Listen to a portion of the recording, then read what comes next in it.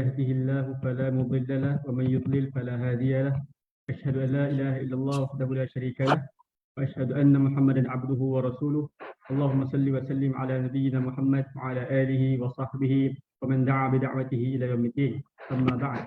Alhamdulillah, kita bersyukur pada Allah Azza wa Jalla di atas limpah rahmat dan kurniaan yang tidak putus-putus kepada kita semua. Kita dapat lagi meneruskan kehidupan pada hari ini, dan hari ini kita akan diberi peluang untuk bersama-sama mendengar perkongsian ilmu dalam satu program yang bertajuk Special Lecture on Al-Isra' wal Mi'raj, yang bertajuk Antara Ibrah yang Berharga dan Ketetapan Sumber, anjuran Masjid Zabedah Istag IIUM.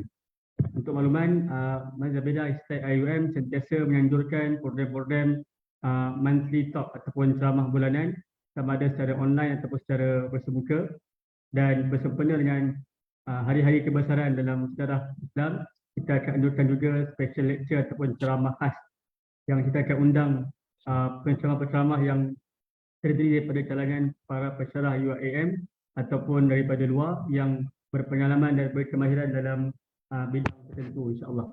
Jadi pada hari ini, alhamdulillah, kita bersyukur kerana Allah Subhanahu Wa Taala menurunkan kita seorang penceramah yang saya kira sangat sesuai dan tepat untuk menyampaikan topik ini, iaitu Al-Fadil Dr. Abu Hafiz bin Salahuddin, pembantu pensyarah kanan atau pembantu profesor di Jabatan Penyajian Al-Quran dan Sunnah AHAS KIKHS IUM. Ahlan wa sahlan, Doktor. Ahlan. Terima kasih kerana sudi menerima jemputan kami walaupun dalam masa singkat. Alhamdulillah, saya kira latar belakang beliau tak perlu diperkenalkan lagi. Cuma secara ringkas saya ingin menyebutkan bahawa beliau adalah juga alumni IUM daripada peringkat ijazah sarjana muda di pengajian Al-Quran dan Sunnah juga. Kemudian beliau akan peringkat sarjana atau master di School of Oriental and Asian Studies, London, dalam bidang hadis. Dan seterusnya beliau baru sahaja menyelesaikan PhD beliau dalam 2 tahun yang lepas, silap saya, di USM dalam bidang hadis juga. Dan beliau sekarang merupakan pensyarah kanan di Departemen Quran dan Sunnah dalam bidang Quran dan Hadis di UiAM. Jadi oleh itu, saya tak buang masa lagi, saya akan menyerahkan program ini kepada Al-Fadil Dr. Abu Hafiz, dan kita akan buka ruang untuk sesi soal dan jawab pada jam 11 suku pagi nanti, untuk kita para audien menyanjur soalan melalui chat di Zoom ini ataupun di jualan Facebook. Kita juga akan menyiarkan siaran ini ataupun rancangan ceramah ini secara live di Facebook page Masjid Zabedah Istag IIUM. Saya akan berikan link sebentar lagi di bawah ni, di ruang chat Zoom ni. Dan bagi siapa yang ada persoalan, bolehlah untuk menulis persoalan sama ada di ruang chat di bawah ini ataupun di Facebook. Kita akan cuba untuk ajukan kepada doktor pada penghujung sesi nanti, insya-Allah, untuk doktor jawab dan uraikan. Oleh itu, tanpa buang masa lagi, saya serahkan kepada doktor. Falyatafaddal mashkura. Bismillahirrahmanirrahim. Assalamualaikum warahmatullahi wabarakatuh. Alhamdulillah wassalatu wassalamu ala Rasulillah Habibina Muhammad bin Abdullah wa ala alihi at-tayyibin wa ashabihi ghurril mayamin alaihi afdhalus salati wa atammut taslim. Pertama-tama terima kasih kepada Ustaz Nazrin dan juga Masjid Zabedah di atas jemputan untuk kita insya-Allah berbincang secara, bagi saya, tidak terlalu formal, berkaitan dengan satu tajuk yang kita telah pun berbincang ataupun kenalinya berpuluh tahun, iaitu Al-Isra' wal Mi'raj, sebahagian daripada mukjizat yang Allah Subhanahu Wa Taala berikan kepada baginda Nabi kita Muhammad sallallahu alaihi wasallam. Baik. Saya insya-Allah tidak akan pergi kepada terlalu detail dan juga pendetailan berkaitan dengan apa yang berlaku dan sebagainya. Cuma kita mungkin melihat kepada dua sisi yang penting yang mungkin insya-Allah ada manfaatnya. Yang pertama berkaitan dengan ibrah. Dan yang kedua tentang ketepatan mengambil ataupun mendapatkan sumber berkaitan dengan peristiwa-peristiwa yang ada di dalam Islam. Pertama, sudah tentu setiap apa yang Allah Ta'ala takdirkan, Allah Ta'ala tentukan dan Allah berikan dalam perjalanan kehidupan baginda Rasul sallallahu alaihi wasallam punyai ibrah, punyai satu kelebihan ataupun ibrah ataupun kelebihan yang untuk kita fahami. dalam waktu yang sama untuk mengambil ibrah itu ia memerlukan kepada ketepatan sumber. Ia tidak boleh perkara yang direka ataupun sumber yang tidak begitu kukuh ataupun kuat dan kemudian kita keluarkan ibrah daripadanya. Ia akan menjadi bermasalah yang besar. Baik. Maka tidak boleh di dalam sesuatu itu kita mengesampingkan ketepatan sumber. Dalam waktu yang sama kita seperti jaf, kita seperti kering, tidak ada perasaan ataupun jiwa yang perlu untuk disertakan sekali dalam mendapatkan manfaat daripada peristiwa-peristiwa yang berlaku di dalam Islam. Kita ada seperti, katakan, hijrah. Kita juga akan ada nuzul Quran. Kita akan ada berbagai perkara yang lain yang mana berlaku di dalam sepanjang sejarah Islam. Kita perlu pertama pastikan sumber itu sahih ataupun sumber itu tepat, dan waktu yang sama kita mengambil manfaat dan ibrah daripada apa yang berlaku daripadanya. Baik. Selalu orang akan meletakkan ataupun menjadikan tarikh itu sebagai tarikh yang biasa kita ketahui, yang dikatakan pada 27 Rejab berlakunya Isra' dan juga Mi'raj. Isra' dan juga Mi'raj itu disinonimkan dengan 27 Rejab. Dan sebahagian daripada mungkin negeri ataupun tempat menjadikan ia sebagai hari cuti mungkin, dan ada berlaku beberapa upacara kebesaran berkaitan dengan tarikh tersebut. Ia tidak ada masalah untuk kita membincangkan seperti mana yang kita ada hari ini. Kita mengingatkan kembali, kita revisi, kita buat revision terhadap Isra' dan juga Mi'raj. Namun kenapa saya letakkan sekali ketika ditanya apakah skop perbincangan itu adalah tentang ketepatan sumber? Kerana nanti ada sebahagian pihak, ada sebahagian orang yang mungkin tersilap dalam melihat tarikh-tarikh tersebut melakukan beberapa ibadah yang sepatutnya tidak boleh untuk dilakukan kerana ia berlaku perbezaan pandangan di kalangan para ulama. Maka apabila ditanya bilakah berlakunya Isra' dan juga Mi'raj, yang kita selalu ketahui 27 Rejab. Namun di kalangan para sarjana mereka berbeza pandangan. Tidak ada satu pun di kalangan mereka yang boleh menyatakan inilah pandangan yang paling tepat, kerana kita kena tahu ada latar belakang di dalam perkembangan pentadbiran umat Islam, iaitu berkaitan dengan tarikh.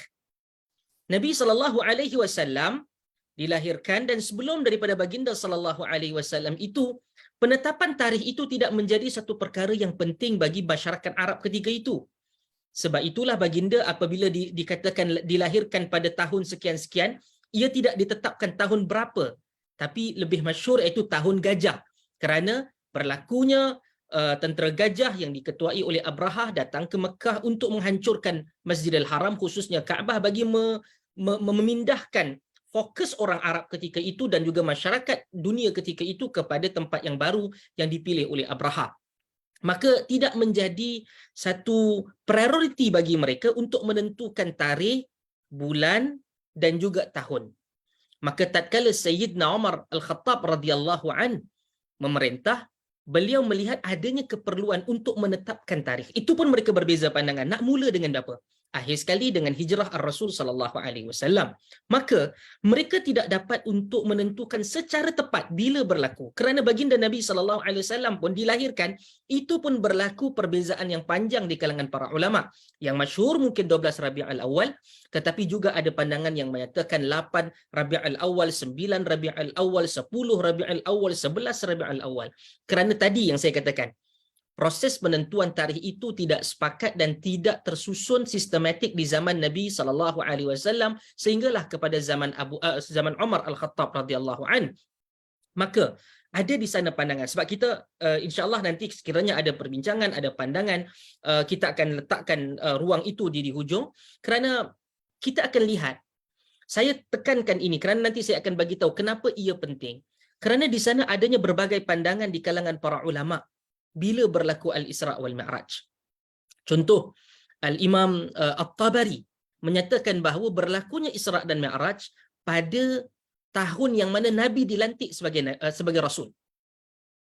Sebagai Rasul. Bermaksud 13 tahun sebelum hijrah dah berlaku Isra' dan Mi'raj. Itu pandangan pertama. Kata Al-Imam At-Tabari. Kata Al-Imam An-Nawawi dan Al-Imam Al-Qurtubi, Ia berlaku 5 tahun selepas Nabi dilantik menjadi Rasul dan juga Nabi. Al-Mansur Furi menyatakan, yang ini mungkin paling dekat, 27 Rejab tahun ke-10 kenabian. 10 tahun selepas daripada kenabian, kata Al-Mansur Furi, 27 Rejab tahun ke-10 kenabian. Ada pandangan yang lain menyatakan 16 bulan sebelum berlakunya hijrah, iaitu pada bulan Ramadan tahun ke-12 kenabian. Berlakunya pada pandangan yang lain 14 bulan sebelum hijrah yang berlaku pada Muharram tahun ke-13 kenabian, dan ada yang menyatakan setahun sebelum hijrah, iaitu pada bulan Rabiul Awal tahun ke-13 kenabian. Kenapa saya sebutkan ini? Kerana tidak ada kepastian. Berlaku perbezaan di kalangan para ulama. Orang mungkin tanya, kenapa Ustaz keluarkan ataupun berikan pandangan-pandangan ini? Ia akan menjadikan mungkin orang agak pening ataupun keliru dan yang lain-lain. Tuan-tuan muslimin muslimat yang dirahmati Allah sekalian, agama ini dia ada disiplin dia ada ilmu dia. Dan untuk orang confused, untuk orang pening, itu berlaku pada semua disiplin ilmu. Anda belajar dalam matematik, Anda belajar dalam sains, Anda belajar dalam geografi, Anda belajar dalam sejarah, Anda belajar dalam apa saja medan, Anda akan jumpai adanya perbezaan pandangan. Anda akan rasa macam berat dan beban. Anda akan rasa macam confused dan juga tak pasti. Adakah kerana hanya itu maka kita kata, okey, saya nak tinggalkan matematik, saya tak nak mau belajar, saya nak tinggalkan sains? Ia membentuk pemikiran yang kritis dan kritikal kepada diri kita dalam minda kita. Bagi menapis semua benda ini. Dan kadang-kadang apabila perbincangan itu yang ringan, yang kadang-kadang kita ada kecenderungan mana kuliah agama yang boleh buat lawak, yang boleh menyanyi. Kadang-kadang lawak itu lawak 2-3 makna, double meaning, triple meaning yang sangat tidak hormat pun kita suka. Tapi bila yang ini saya cuba untuk, kerana pentas kita ini adalah pentas di sebuah institut pengajian tinggi, mari kita upgrade cara kita deal dan berkomunikasi dengan ilmu-ilmu agama. Perbezaan pandangan ini benda yang normal. Dalam kehidupan kita pun kita akan jumpa perbezaan pandangan.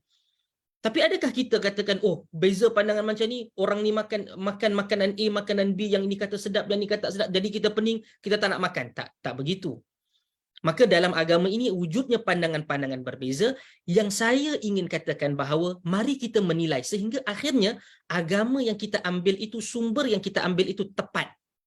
Bukan sekadar ikut-ikutan. Wala taqfu ma laysa laka bihi ilm. Inna as-sam'a wal basara wal fuada kullu ulaika kana anhu mas'ula. Sesungguhnya pendengaran kamu, penglihatan kamu, jiwa kamu akan ditanya oleh Allah Subhanahu Wa Taala. Banyak dalam urusan hidup kita ni, kita akan bertanya sama ada benda ni betul ke tidak.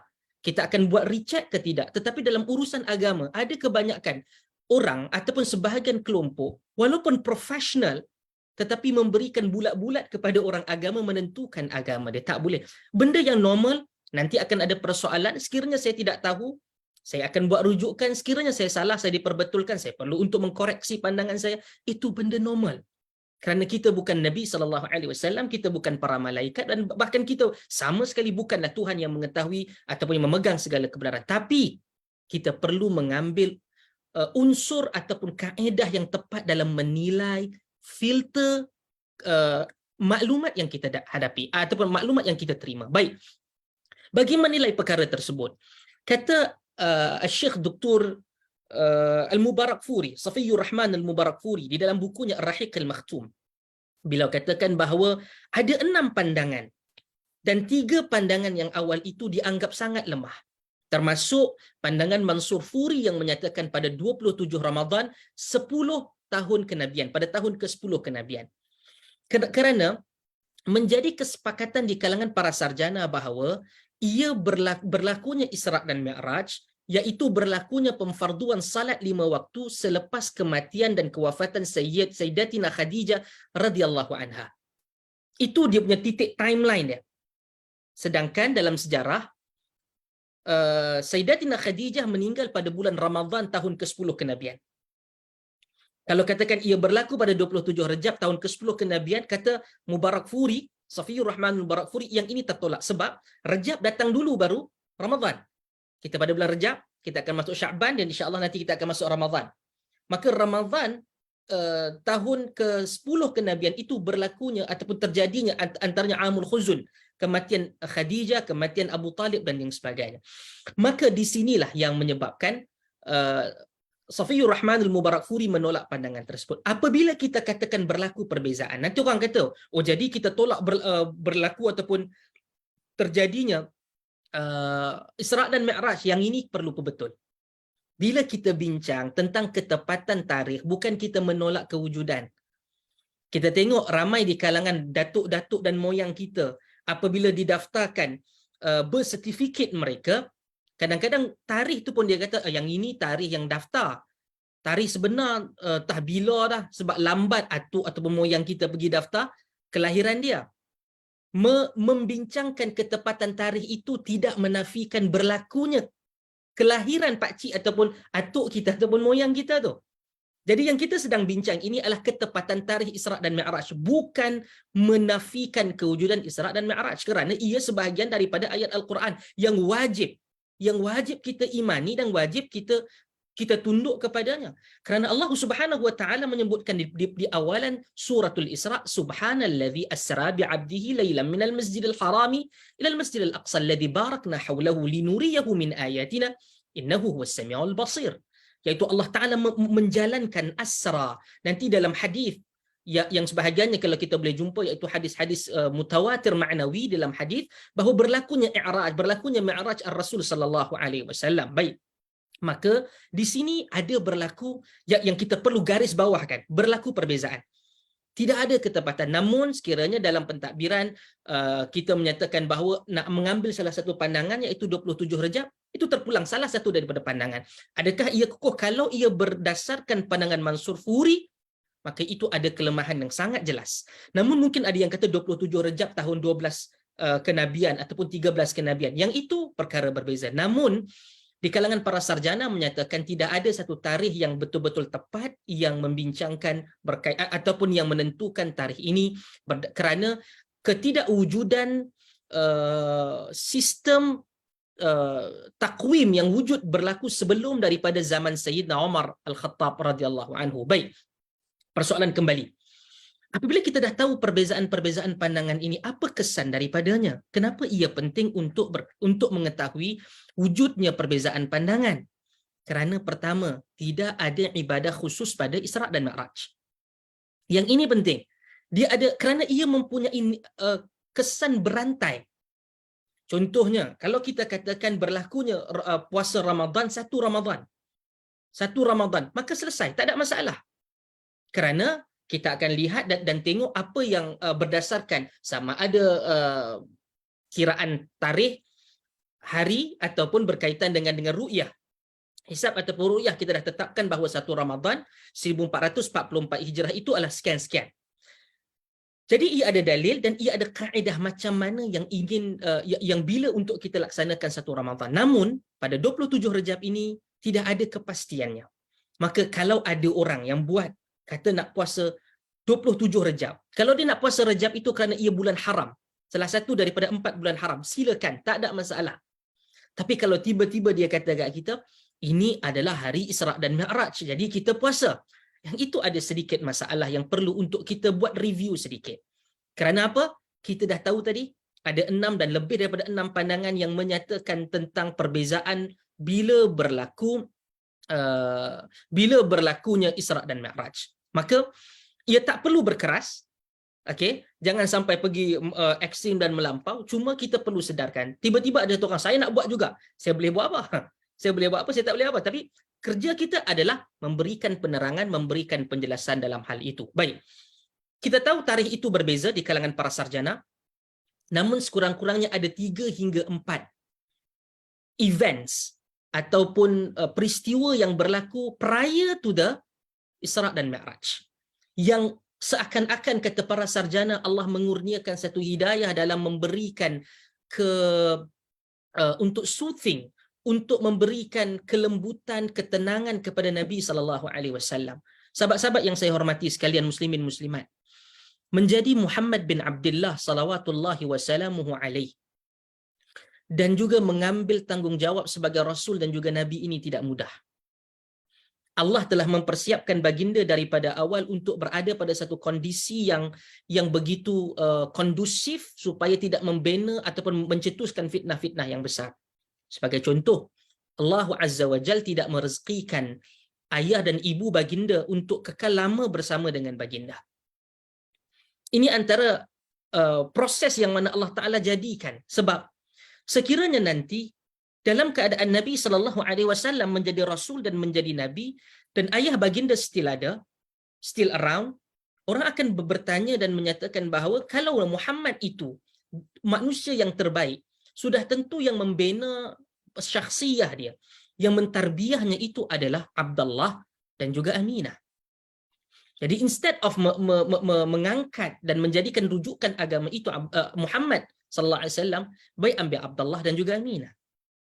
Dan Allah Ta'ala menjadikan keduanya hilang daripada role di dalam membina baginda Nabi sallallahu alaihi wasallam sepanjang di awalan kehidupan baginda itu tadi. Maka satu jiwa yang dibentuk oleh Allah daripada satu rumah kepada satu rumah, terpaksa untuk berkelana berseorangan, menghadapi segala cabaran itu berseorangan, jiwanya menjadi kental. Maka Allah Ta'ala takdirkan, Allah Ta'ala pilih Nabi SAW untuk menjadi Rasul dan juga menjadi Nabi. Maka untuk membawa kepada Isra' dan Mi'raj itu, saya katakan sekurang-kurangnya ada 3 hingga 4. Pertama, apabila Allah mematikan ataupun mewafatkan tunggang ataupun tunggak dan juga tulang belakang kepada baginda dan dakwah baginda, keluarga dan dakwah baginda. Kenapa saya katakan begitu? Kerana Khadijah binti Khuwailid radhiyallahu anha adalah punca kepada keturunan baginda Nabi sallallahu alaihi wasallam yang utama, iaitu tonggak kepada keluarga. Dalam waktu yang sama, beliau juga adalah orang yang bertanggungjawab menyediakan fasilitas ataupun fasiliti kepada dakwah Nabi sallallahu alaihi wasallam. Seorang wanita yang sedikit kaya, yang juga kaya, yang membantu Nabi sallallahu alaihi wasallam dalam banyak perkara. Bacalah di dalam hadis yang pertama dalam Sahih Al-Bukhari. Hadis yang pertama ataupun dalam bab yang pertama dalam Sahih Al-Bukhari, kaifa bad'il wahyi lan Nabi sallallahu alaihi wasallam. Bagaimana bermulanya wahyu kepada Nabi sallallahu alaihi wasallam. Bila Nabi naik ke atas Gua Hira dan Nabi turun dan Nabi nyatakan zammiluni fazammiluhu hatta dhahaba anhu ar-raw'.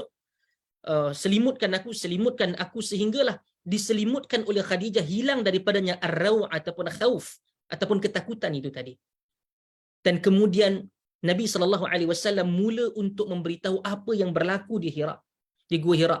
Bertemu dengan Jibril, diminta untuk membaca Iqra' ma'ana biqari, kata Nabi sallallahu alaihi wasallam. Dan ucapan Khadijah ketika itu dengan untuk memberikan pujukan kepada baginda, Allah tidak akan menzalimi engkau. Engkau orang yang menyambungkan tali silaturrahim, memberikan makan kepada orang yang lapar, membantu orang yang susah, membela orang yang dizalimi. Aisyah sebagai seorang isteri memberikan respon begitu sempurnanya dalam menanggung tanggungjawab dan berbagai itu, dan kemudian akan diberikan dakwah. Nabi tetap menjaga keluarganya. Ia datang daripada mulut isterinya sendiri, Khadijah. Maka tatkala Khadijah wafat, Nabi rasa terpukul. Dan kemudian wafatnya yang kedua adalah peristiwa yang kedua, iaitu Ali bin Abi Talib. Abu Talib bin Abdullah, iaitu ayah saudara, bapa kepada Ali dan juga ayah saudara kepada Nabi sallallahu alaihi wasallam. Kedua ni hilang. Pertama, Khadijah sebagai tonggak kepada keluarga dan sumber kepada kehidupannya, dan yang kedua adalah orang yang melindunginya daripada sudut politik dan juga keamanan di Mekah ketika itu. Maka Rasul sallallahu alaihi wasallam sangat-sangat terpukul. Khadijah hilang, dan orang yang Nabi sallallahu alaihi wasallam harapkan untuk masuk Islam ketika itu adalah Abu Talib. Nabi cuba bagaimana keadaan yang Nabi sangat-sangat mengharapkan Abu Talib masuk Islam. Allah tegur tatkala Nabi seakan-akan kecewa yang sangat mendalam apabila matinya Abu Talib tidak masuk Islam. Allah Ta'ala tegur apabila Nabi SAW kecewa yang mendalam. Allah kata, innaka la tahdi man ahbabta walakinna Allah yahdi man yasha. Muhammad, kau tidak memberikan hidayah kepada siapa yang engkau sayang, tetapi Allah berikan hidayah kepada siapa yang dia mahu. Maka begitulah proses yang berlaku. Nabi sallallahu alaihi wasallam sangat baginda adalah manusia. Ini perlu kita tahu. Baginda sallallahu alaihi wasallam adalah manusia. Baginda bukan malaikat yang tidak punya perasaan. Nabi ada perasaan.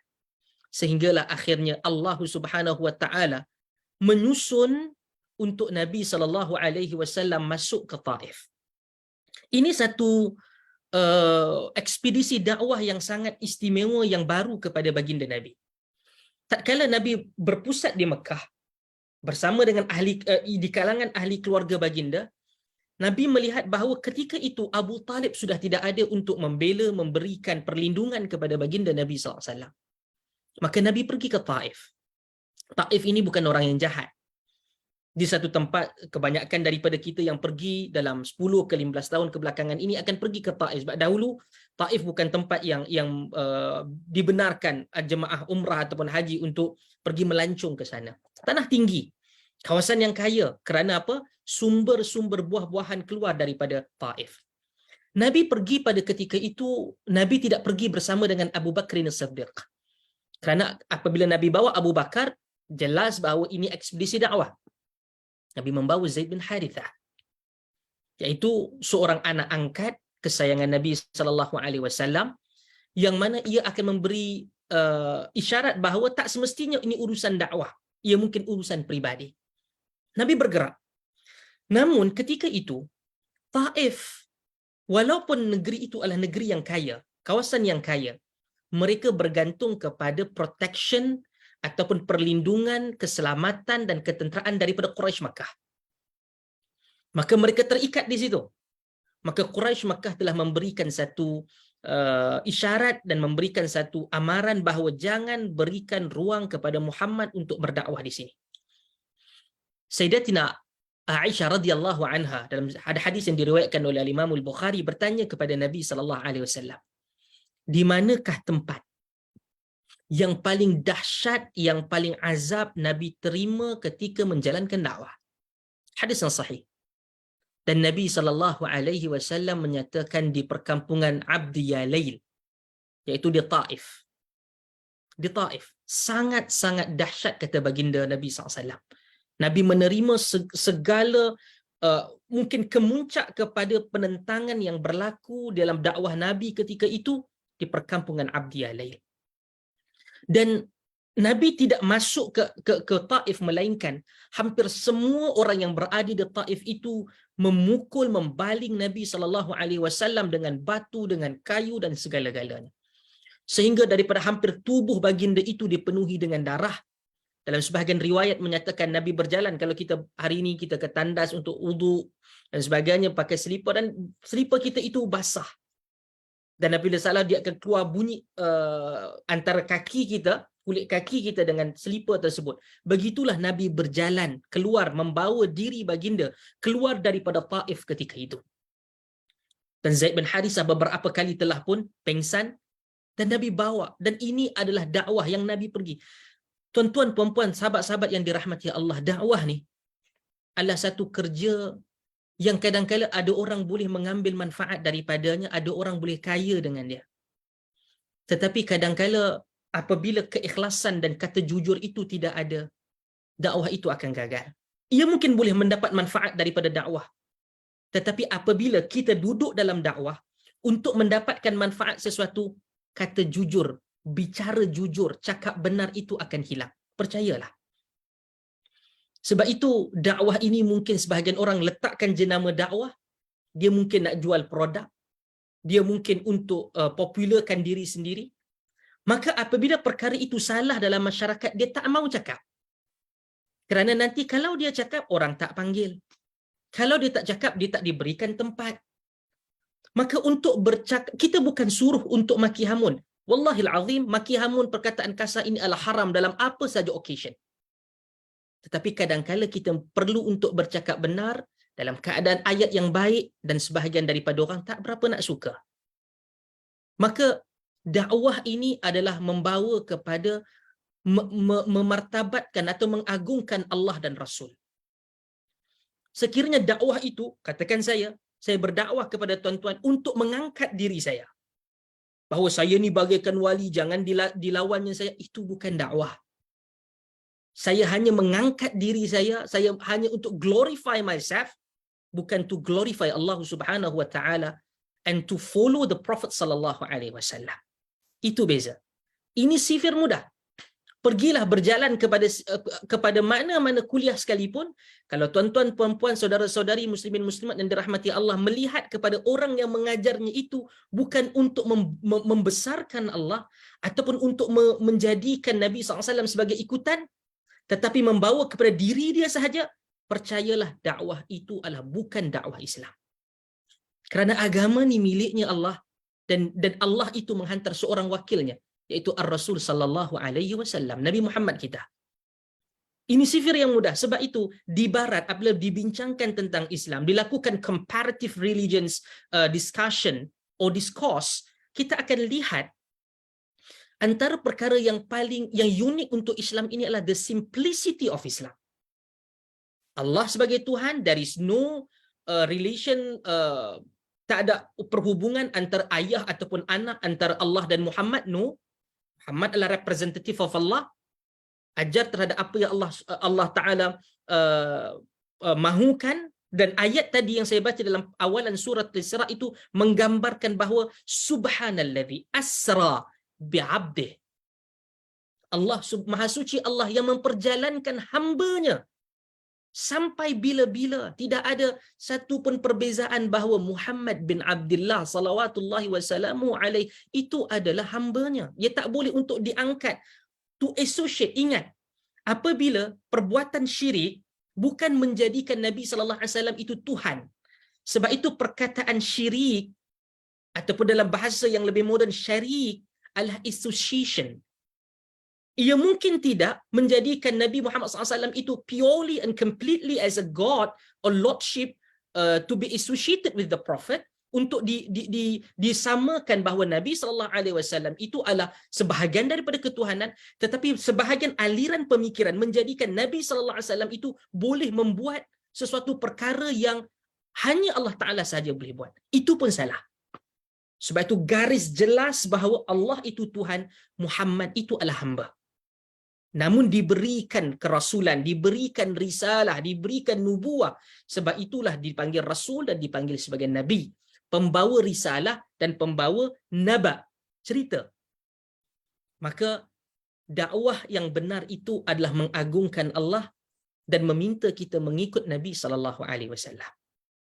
Tatkala pandangan saya ataupun mana-mana tok guru ke, syekh ke, profesor ke, doktor ke, habib ke, maulana ke apa, ada dua yang jelas bertentangan dengan kalam Allah dan Rasul, maka ia tak boleh dipegang pandangan makhluk. Kerana Allah dan Rasul itu tidak mungkin akan clash each other. Okay? Maka apa yang Allah dan Rasul tentukan itu adalah yang paling tepat berbanding dengan pandangan manusia. Sebab itu untuk bercakap benar ini kadang-kala ia menjadi satu ujian buat para pendakwah. Bukan ujian untuk mad'u, untuk orang yang didakwah. Ujian untuk para pendakwah. Adakah dia perlu senyap sahaja? Mungkin kadang-kala dia perlu untuk tangguhkan nasihat itu. Mungkin kita boleh faham. Tapi akhir sekali, kadang-kadang bila dia terpaksa yang halal menjadi haram, yang haram menjadi halal, yang ini adalah ujian kejujuran dan cakap benarnya. Nabi SAW ada pilihan, tuan-tuan. Berada di Mekah, manusia yang cerdik, manusia yang ada keterampilan, manusia yang amanah, dan bahkan diberikan offer oleh para pemuka Quraisy ketika itu untuk dapatkan apa sahaja. Tetapi jalannya tetap yang diambil itu pergi ke Taif dan dipukul, dihenyak dan berbagai lagi. Nabi SAW bawa baginda, tubuh baginda keluar daripada Taif, masuk ke satu kebun yang dimiliki oleh Syaibah dan Utbah bin Rabi'ah. Adik-beradik dua ni, Syaibah dan Utbah bin Rabi'ah. Yang ini adalah event yang ketiga sebelum berlakunya Isra' dan Mi'raj. Okay? Sebab itu Isra' dan Mi'raj ini bukannya satu event yang Allah Ta'ala tiba-tiba bagi kepada Nabi SAW tanpa ada background. Sebab itu saya katakan tadi, ibrah yang berharga. Apa yang kita boleh faham? Dan Nabi bukan tiba-tiba diangkat dan menjadi glorified kerana baginda namanya Muhammad dan dilantik sebagai Rasul dan Nabi. Tak. Baginda melalui jalan yang begitu susah. Iaitu para pendakwah yang jujur dan ingin katakan kebenaran melalui kitab Allah dan Rasulnya, anda mungkin tak dibenarkan bercakap, anda mungkin dikatakan sebagai sesat, anda mungkin dikatakan sebagai gila, dan zaman ini anda mungkin akan digambarkan sebagai pengganas. Selama mana anda bercakap dengan bahasa yang baik, yang lunak, yang tidak menyalahi undang-undang, yang berdasarkan Quran dan Sunnah, percayalah, anda akan menghadapi semua masalah dan juga cabaran ini. Kerana the best da'i, the best preacher ever adalah the Prophet Muhammad sallallahu alaihi wasallam. Our prophet, manusia yang paling sempurna agama dakwahnya pun terpaksa menghadapi ini. Tidak mungkin kita yang berada di atas landasan ini kita rasa bahawa kita akan diberikan kapet merah untuk dialu-alukan sahaja, melainkan kita pada satu masa kita terpaksa untuk bercakap benar dan bertembung dengan beberapa pandangan-pandangan yang lain. Baik, Nabi masuk ke satu kebun yang dimiliki oleh Utbah dan Syaibah bin Rabi'ah. Dan Nabi SAW duduk bersandar pada satu pohon. Syekh Sayyid Qutb rahimahullahu ta'ala meletakkan satu doa, merakamkan satu doa yang disebutkan, diucapkan oleh Nabi SAW pada mukaddimah kitab tafsirnya Fi Dhilalil Quran. Ada kelemahan daripada segi sanad, yang itu kita kena iktiraf, tak boleh untuk nafikan. Ada kritikan para ulama hadis terhadap riwayat ini, yang sebahagian mereka menyatakan ia dhaif, ada yang menyatakan dhaif khafif, dhaif yang ringan. Namun perkataan yang disusun itu cukup. Kalau saya sebagai seorang pendakwah yang mungkin saya mencari keridaan Allah Subhanahu wa taala, saya akan sangat-sangat merasa benda itu terkesan dengan diri saya. Tatkala Nabi bersandar, isteri telah pun meninggal, ayah saudara yang cukup baik menjaganya telah pun diambil oleh Allah Ta'ala. Datang ke situ bukan nak cari opportunity business, bukan nak cari ruang untuk menjadi ketua, tidak. Nabi masuk, Nabi dihalau, Nabi dipukul. Tak mau dengar, sudahlah. Tak nak dengar, cukuplah. Janganlah pukul baginda, janganlah nak bunuh baginda. Tapi itulah harganya. Nabi bersandar dan Nabi doa. Dalam riwayat tersebut nyatakan Nabi doa dengan satu doa yang masyhur.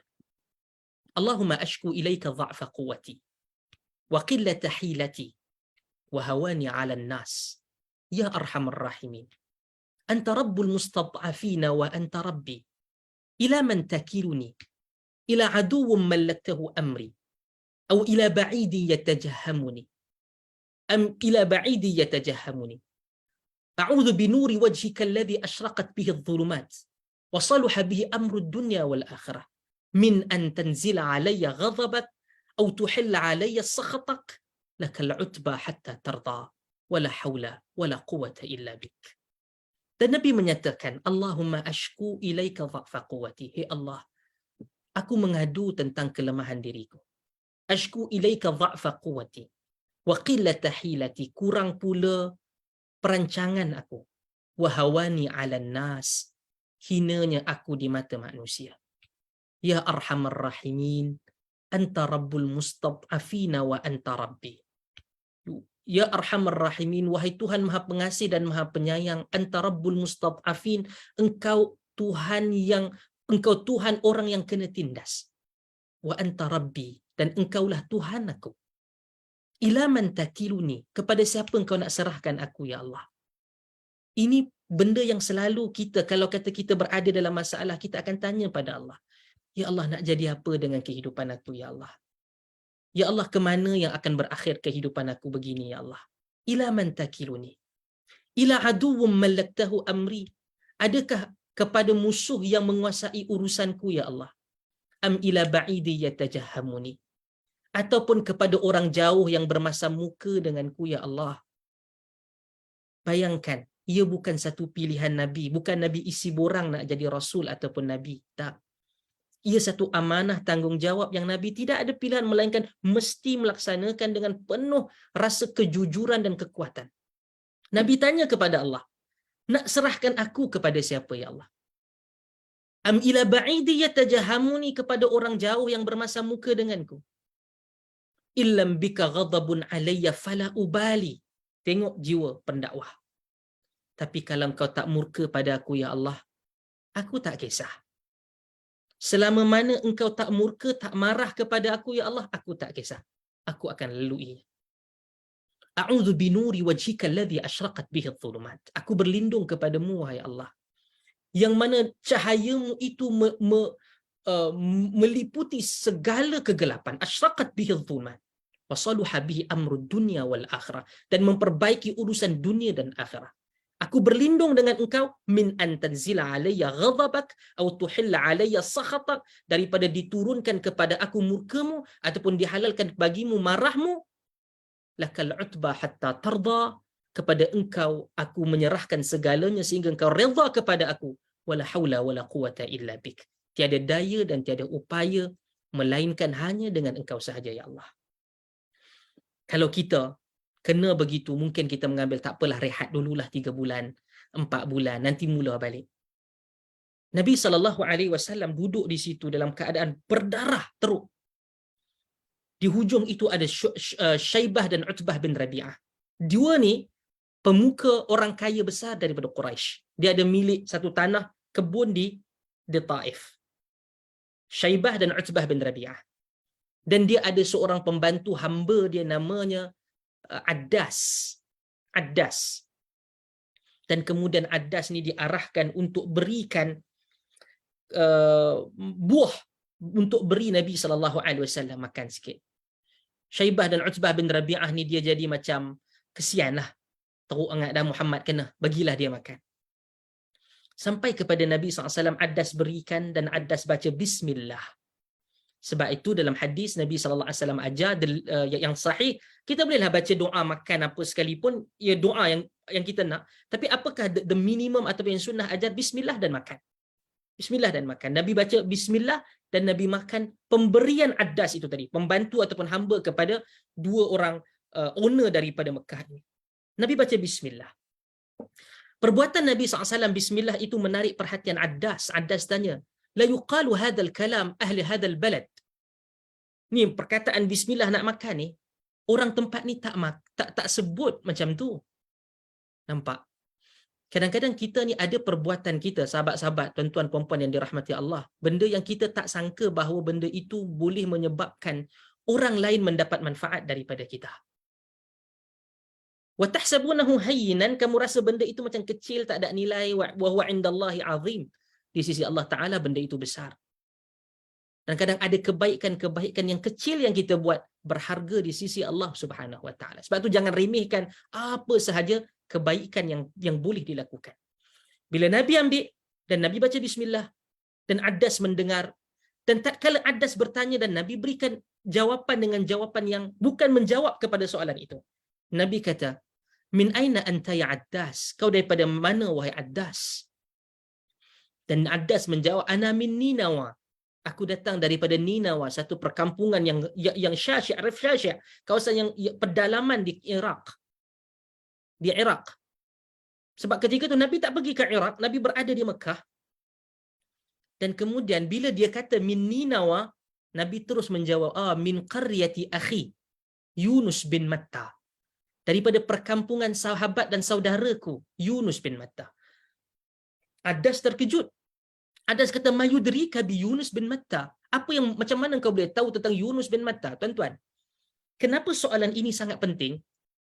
Kerana ini penting kerana untuk memahami latar dalam kawasan Mekah. Mekah adalah orang yang kawasan tidak beragama, dia pagan. Dia tidak beragama Yahudi, dia tidak beragama Kristian. Jadi dia tak tahu tentang cerita-cerita dahulu. Mereka ni pagan. Rabi'ah ke Syaibah ke, Utbah dengan Syaibah bin Rabi'ah ni pagan. Sebab tu dia ada statue, dia ada berhala-berhala itu. Dia tidak ada manuskrip daripada langit.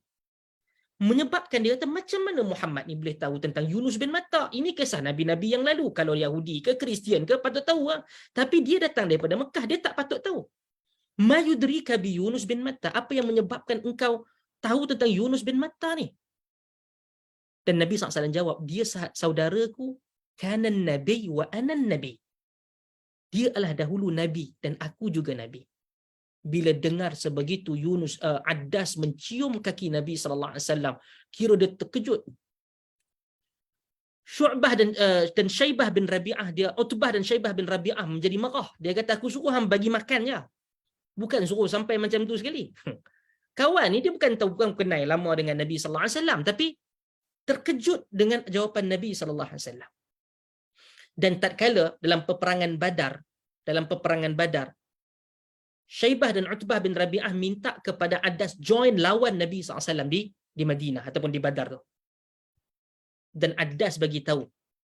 Addas jawab kepada mereka berdua, engkau minta aku untuk berlawan dengan dengan orang yang aku bagi makan dalam kebun. Dia kata, wallahi, demi Allah, gunung ganang pun tidak akan boleh untuk menggerakkan kakinya. Dan engkau akan kalah. Dan takdir Allah benar bahawa mereka kalah dalam pertempuran Badar. Ini adalah kisah yang ketiga, event yang ketiga.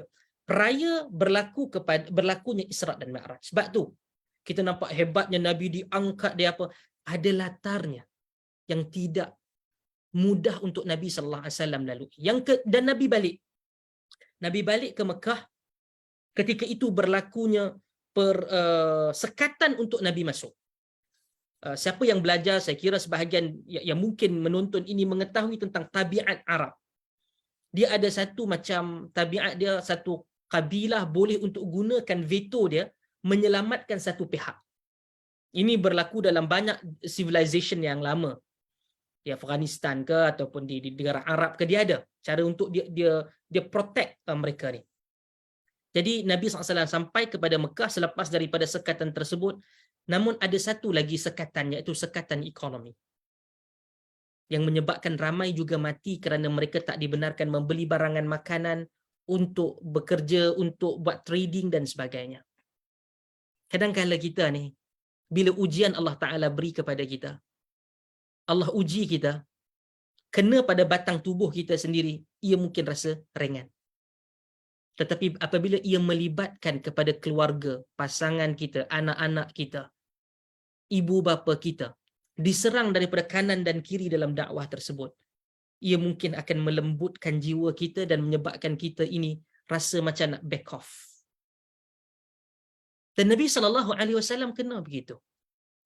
Bayangkan perasaan baginda melihat ada sebahagiannya yang rugi, yang muflis, yang mati disebabkan tekanan. Tekanan tu bukan sehari, bukan 2 hari. Makan berbulan sehingga tahun. Dan itu memang ujian. Dan kalau kita berfikir, kenapa Nabi tidak meminta kepada Allah Ta'ala untuk supaya dimudahkan urusan tersebut? Saya suka untuk merujuk kepada satu hadis yang diriwayatkan oleh Al-Imam Al-Bukhari berkaitan dengan seorang sahabah, iaitu Khabbab Ibnul Arad. Khabbab Ibnul Arad. Khabbab ini dia haddad, dia tukang besi. Satu hari Nabi SAW berada di tahta dhillil Ka'bah. Dalam hadis menunjukkan bahawa Nabi sedang beribadah, ada bayang-bayang Ka'bah dan Nabi beribadah di situ. Khabbab Ibnul Arad. Dia ada 2 tokoh ni. Dua-dua ini diazab, diuji dengan apabila masuk Islam. Khubayb ibn Adi dan Khabbab Ibnul Arad. Yang datang ni Khabbab Ibnul Arad. Dia kata, ala tastansiru lana, ala tad'u lana. Ya Rasulullah, tak mohon pertolongan daripada Allah ke? Ataupun tak doa ke Allah kita menang ke? Nabi berubah muka. Dan Nabi SAW ceritakan bahawa man kana qablakum, ada orang sebelum daripada kamu yang apabila menyatakan bahawa beriman kepada Allah dan Rasul yang dihantar kepada mereka, mereka itu digergaji kepalanya daripada kepala sampai bawah ila nisfaini, menjadi 2. Ada yang disikat tubuhnya untuk memisahkan antara tulang dan daging. Bayangkan. Dan Nabi menyatakan kepada dia, wa antum tasta'jilun, dan kamu ini tergesa-gesa. Tuan-tuan tahu Khabbab Ibn al-Arat, dia merupakan haddad, dia tukang besi ni. Dia kena apa? Oleh kerana dia terkantoi, ditangkap masuk Islam, belakangnya itu diambil dan dimasukkan ke dalam, dia macam kalau kita tengok filem Hollywood ke apa, dia nak buat pedang, dia ada macam kawah dia tu. Sebahagian kedai-kedai mamak dia ada buat untuk roti nan ke apa tu kan. Dan apabila diletakkan dalam kawah itu bara api dan dimasukkan belakang Khabbab itu ke dalam bara api sehingga masak belakang dia. Itu ujian yang Khabbab kena. Dan Nabi SAW, satu je point dia, central point dia apa dia? Ikut kepada Muhammad bin Abdullah salawatullahi wasallamu alaihi. Sebab itu apabila para sahabah ini disebutkan nama mereka tentang mereka itu, kita tak ada kompromi. Ada orang yang mungkin bercakap buruk, mereka mungkin ada dalam riwayat sedikit kesilapan, kesalahan dalam periwayatan, tapi mereka bukan manusia yang jahat. Sebab itu kalau ada kelompok yang mencerca sahabah, benda ini menjadi sangat sensitif kepada kita. Mereka itu menjadi mata rantai sehingga dakwah itu dapat dan diterima oleh kita sampai kepada hari ini.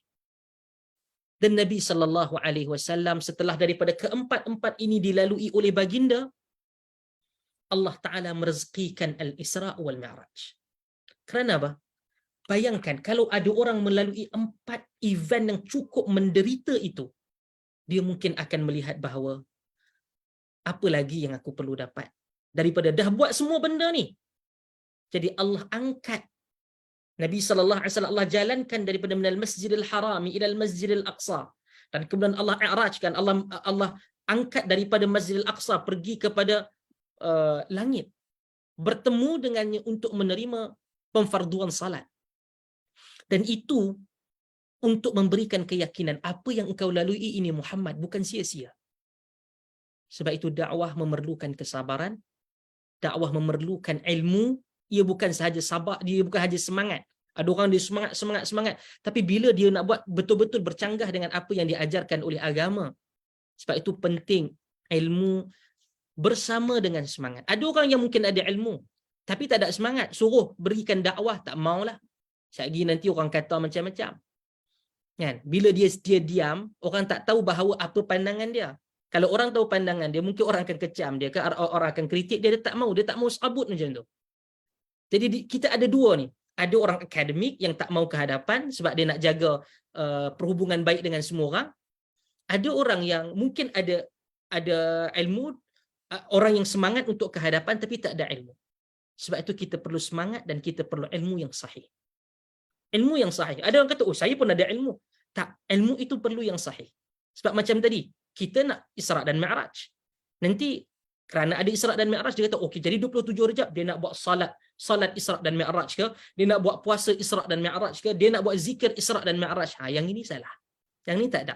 Sebab tadi kita dah tengok bagaimana tarikh-tarikh itu dibezakan oleh para ulama.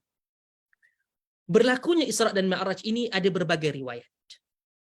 Kita akan jumpa berbagai riwayat. Tetapi ia ada dua riwayat yang sahih pada kedua-dua kitab sahih, iaitu Sahih Al-Bukhari dan Sahih Muslim. Kedua-duanya ini meriwayatkan dengan kadar yang agak panjang. Yang disebutkan oleh Al-Imam Al-Bukhari daripada jalur sahabah Malik bin Sa'sa'ah, dan juga riwayat Al-Imam Muslim daripada Anas bin Malik. Dua ini riwayat yang panjang, dimulai dengan riwayat utitu bil buraqi wa huwa dabbatun abyadu tawilun fawqa al-himari wa duna al-baghli yad'u hafirahu 'inda muntaha tarfihi. Faqala an-nabi sallallahu alaihi wasallam farakibtuhu hatta ataitu bait al-maqdisi. Hadis ni panjang. Jadi saya fikir boleh rujuk kepada hadis tersebut. Nabi SAW ceritakan didatangi oleh buraq, seekor binatang panjang yang berwarna putih berkaki 4, saiznya lebih besar daripada keldai dan tidak lebih kecil daripada barat. Ini semua mukjizat, benda-benda sam'iyat, benda-benda ghaibiyat yang kita terima daripada Quran dan juga sunnah. Ada orang kata saya tak percayalah benda ini. Hati-hati.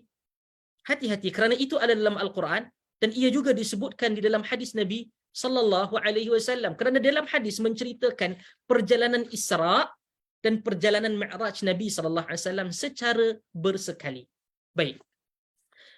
Hadis ini menceritakan tentang perjalanan baginda, pertemuan baginda Nabi SAW, dan wujudnya beberapa dan banyak cerita-cerita yang bercampur antara sahih dan tidak sahih.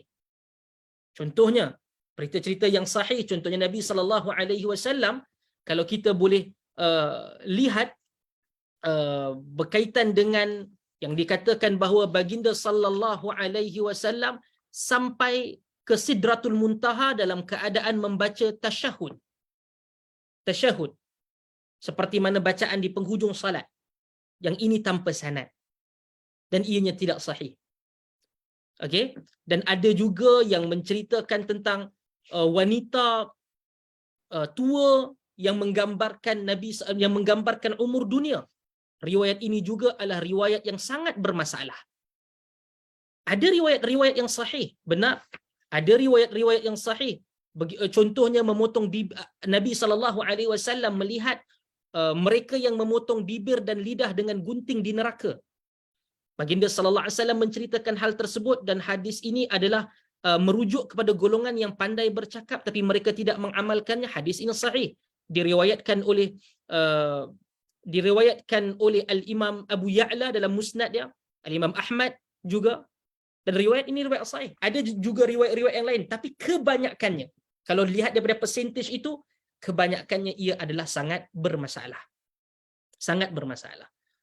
Maka hati-hati, sebab tu kita sebutkan tadi ada banyak ibrah dan juga ada banyak do and don'ts di dalam to filter dalam memastikan apa yang kita terima itu adalah sesuatu yang sahih dan bukannya perkara yang mempunyai permasalahan dalam sudut periwayatannya. Baik. Ada beberapa ibrah yang mungkin kita boleh lihat daripada peristiwa Isra' dan Mi'raj.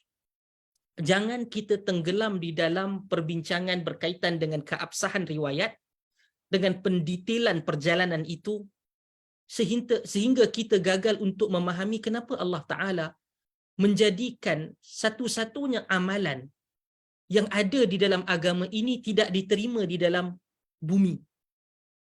Salat satu-satunya amalan dalam Islam yang diterima di luar daripada bumi, iaitu diangkat dan diterima di langit Allah Subhanahu wa taala. Kerana salat ini perkara yang sangat penting. Saya fikir beberapa tahun yang lalu, saya ingat lebih pada 10 tahun yang lalu ada satu survey yang dibuat oleh salah seorang daripada ahli akademik berkaitan dengan istiqamahnya kaum muslimin di Malaysia di dalam menunaikan salat. Dia bezakan salat 5 waktu ataupun salat itu beberapa waktu ataupun salat berjamaah. Bayangkan. Dan result dia adalah perkara yang sangat-sangat mendukacitakan. Kita hidup bermasyarakat, kita hidup bersosial.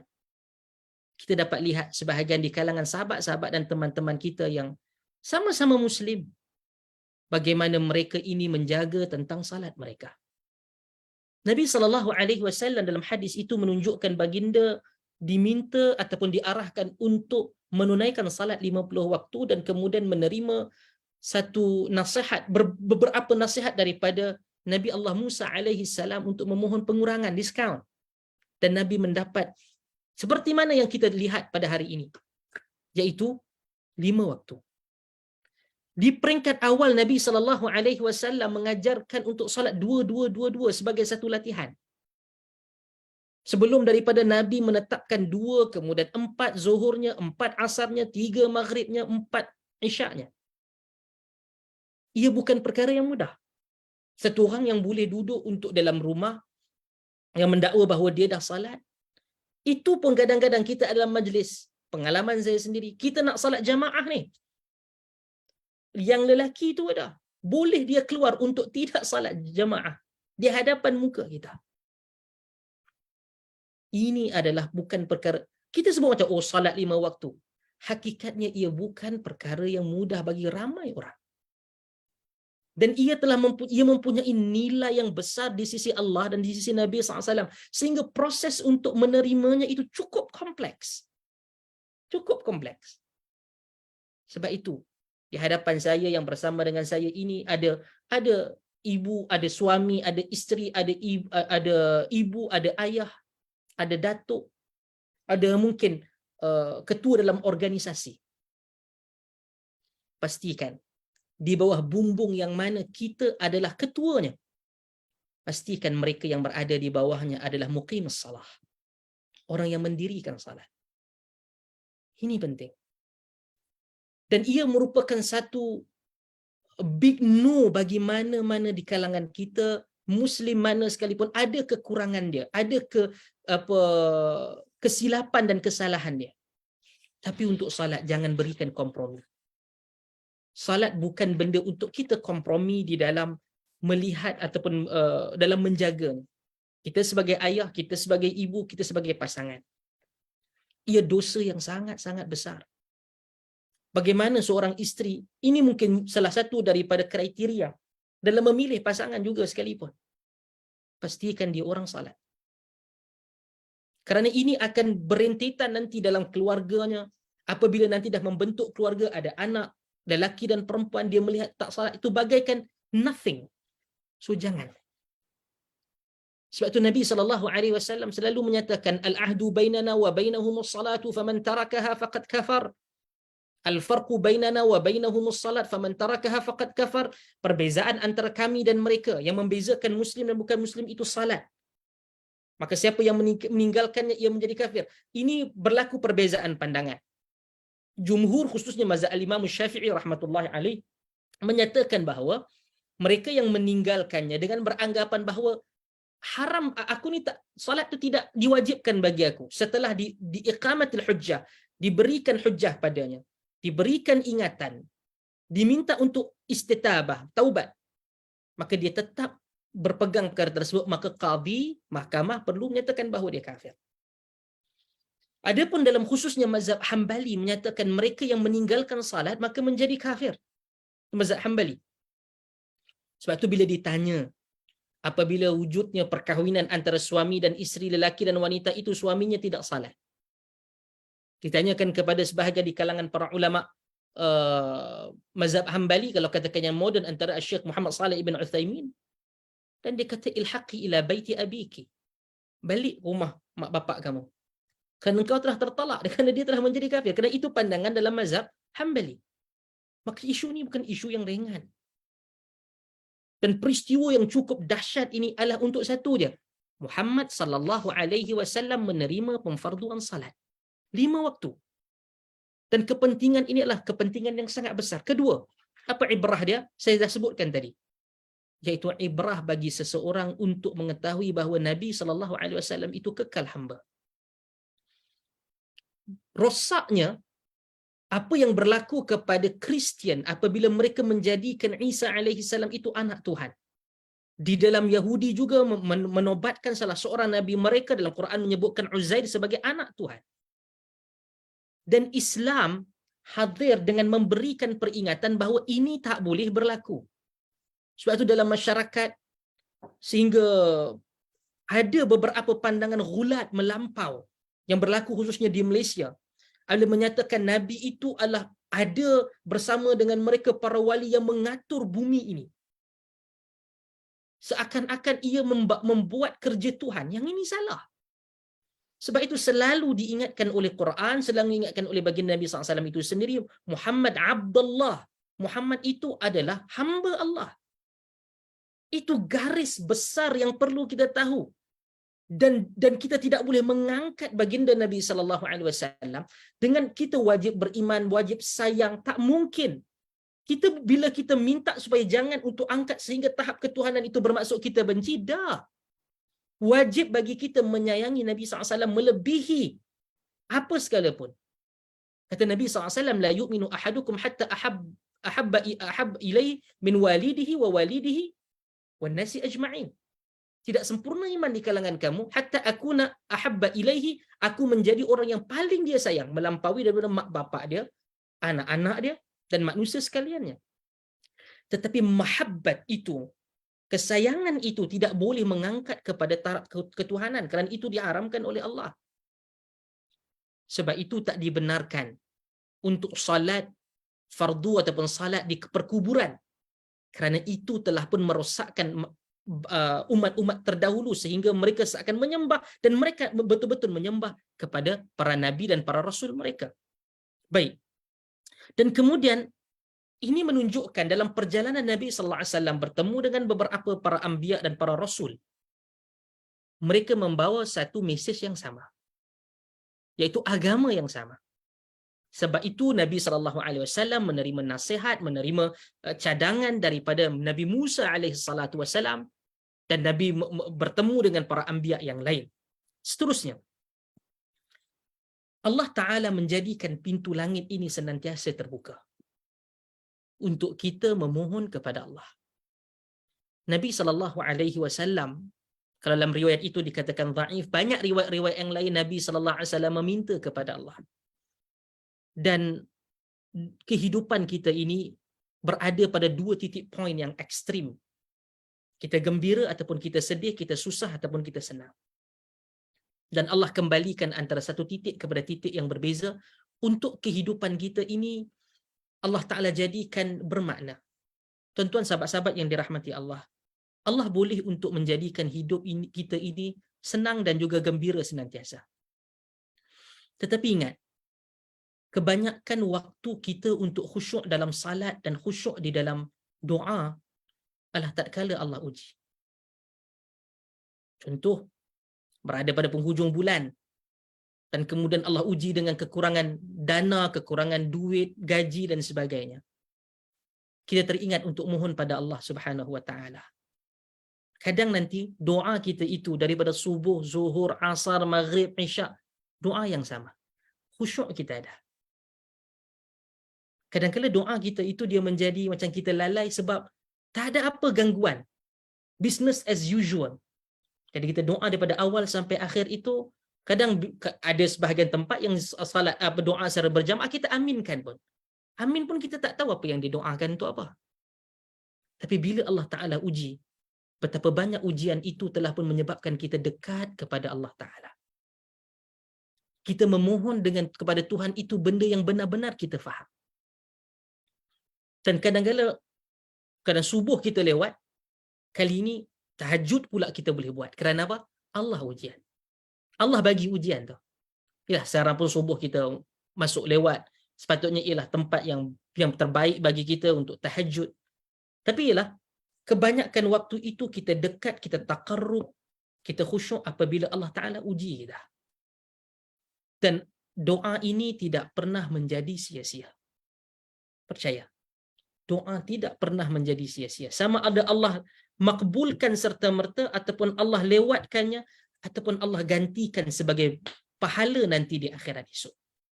Lepas tu jangan sama sekali kita merasakan putus asa terhadap sebarang doa. Buktinya Nabi SAW dan ramai di kalangan para sahabah. Kadang-kadang kita perlu tahu, kita minta kepada Allah Ta'ala sesuatu, tapi Allah bagi kita bahagia. Ada orang yang kadang-kadang kita merasakan bahawa orang itu namanya besar, kaya, mereka itu bahagia. Tak. Ada orang yang sangat simple, ringkas, Allah katakan bagi dia bahagia. Saya teringat dengan apa yang ditulis oleh Hamka, Buya Hamka. Tatkala dia menulis dalam salah satu tulisan-tulisan dia yang banyak, dia berjalan dengan seorang tajir, dengan seorang businessman yang banyak membantu dan drive dia untuk pergi berceramah, berdakwah di kawasan-kawasan yang jauh di Sumatera. Dia tak ada RNR zaman tu dan dia rehat di tepi sawah. Dia melihat pasang suami isteri yang sedang mengusahakan sawah dia, bendang dia. Isterinya mai datang memberikan nasi, ikan kering mungkin ataupun 2 mata lauk, dan suaminya makan dalam keadaan yang begitu lahap dan juga begitu bernafsu nak makan. Sehingga kan orang kaya yang bawa Amka tu kata, "Buya, saya tak pernah rasa macam tu." Kata Buya Hamka, begitulah Allah membeda-bedakan nikmat dan rezeki. Kita mungkin tidak kaya mana, katil kita tak hebat, tak dahsyat. Ataupun orang miskin tu tak, kadang-kadang tak ada tilam pun. Dia ada mungkinlah lembek dia ataupun toto dia tu, dia letak kepala, tak sampai 5 minit, tak sampai 1 minit berdengkur satu rumah. Tapi ada orang kaya yang Allah tak rezekikan nikmat macam tu. Katil pun dah berbelas ribu, konon nak jaga apa tulang belakang apa semua kan. Dengan CCTV macam-macam, bunyi sikit bangun. Rezeki Allah tak sama. Sebab lu mohon pada Allah kebaikan dunia dan akhirat. Rabbana atina fid dunya hasanah wa fil akhirati hasanah. Dan kadang-kadang ada orang kaya yang saya jumpa, sekaya-kaya manusia. Daripada setiap kali jumpa, bila kita makan, dia makan ubat. Orang kampung, dia tak kisahlah dia sakit buah pinggang ke, jantung ke apa. Membujur lalu, melintang patah, apa yang ada dia telan. Allah bezakan nikmat. Sebab tu, kadang-kala apa yang kita fikir kita nak itu, Allah berikan apa yang terbaik untuk kita. Dan Allah lah tempat yang mana untuk kita bergantung. Dan Nabi SAW menjadikan langit yang terbuka itu tempat untuk baginda memohon daripada Allah Subhanahu Wa Taala. Dan kemudian dalam salat itu sendiri, salat ni saya fikir ia memerlukan kepada kita kadang-kadang revise balik. Ada orang yang dia belajar salat daripada sekolah rendah, sekolah menengah sampai ketua, dia buat benda yang sama, dia tak pernah buat revision. Bagaimana Nabi SAW lakukan, seperti mana dalam hadis. Ada yang kata, oh saya dah belajar dulu masa sekolah rendah. Kalau itulah falsafah dan prinsip dia, maka kita perlu juga konsisten. Apa yang kita belajar matematik daripada sekolah rendah itu jangan lagi diulang di sekolah menengah, dan jangan kata saya dah belajar matematik di sekolah. Kan dia ada tahap dan fasa dia. Kadang-kadang ada yang kadang rukuk dia silap, wuduk dia silap, takbir dia silap kan. Ia mungkin silap yang tidak membatalkan salat, tapi kita katakan Nabi SAW ajar macam mana, yang ini perlu untuk kita perbaiki. Dan letakkan priority dia, how to prioritize our salat. Kita akan sampai pada Ramadan, kita mohon pada Allah Ta'ala sampaikan kita pada Ramadan, dan Allah nikmatkan kita dengan Ramadan itu. Kadang-kala orang dia jaga, dia yalah dalam Ramadan tu dia update tentang dia tarawih lah, dia itu dan ini. Tak salah untuk dia salat tarawih. Tapi kadang-kadang priority kita, dia jamaah tarawih, tapi jamaah untuk subuh dia sama ada dia tinggal a'udzubillah ataupun dia tak jamaah subuh. Sedangkan tarawih tu tadi, kalau dia buat semua itu sempurna dengan tarawih, itu the best. The best. Dan moga Allah Ta'ala kurniakan kita dengan menjaga jamaah kita 5 waktu dalam Ramadan, dan jamaah kita dengan tarawih ialah terbaik. Tapi kalau dia tahu ada kekurangan dia, pastikan yang fardu itu diutamakan sebelum daripada sunat. Sebab tu saya kata prioritize. Jangan dia 23 rakaat tarawih tapi culas dalam subuh dia. Tidak ada satu salat fardu, tidak ada mana-mana salat sunat boleh melangkaui ataupun utamanya melampaui daripada salat fardu. No. Jadi dalam Ramadan itu tambah dengan tarawih, tapi jaga dan prioritas yang fardu itu. Kalau kedua-duanya boleh dijaga, itulah sebaik-baik apa yang Allah Ta'ala berikan kepada kita sebagai seorang mukmin ataupun muslim. Dan sebelum daripada saya buka pada soalan, kehidupan ini macam saya katakan tadi, di antara sukar dan senang, gembira dan juga sedih. Dan itulah yang Nabi SAW hadapi. Realitinya. Dan kita tak boleh untuk expect selalunya ataupun semuanya itu dalam keadaan yang baik-baik sahaja. Maka Allah Ta'ala berikan ujian itu untuk menjadikan suara kita itu senantiasa diangkat di langit. Dan ingat, ketika mana susah kita ingin mendapat bantuan Allah, banyakkan fa'aktirud du'a, dan banyakkan doa itu ketika senang. Firraha. Betul, takkanlah ketika susah baru nak ketika susah tak nak cari Allah. Tak salah ketika susah cari Allah. Tetapi memudahkan carian untuk Allah itu di waktu susah. Banyakkan bersama taqarrub dengan Allah ketika senang.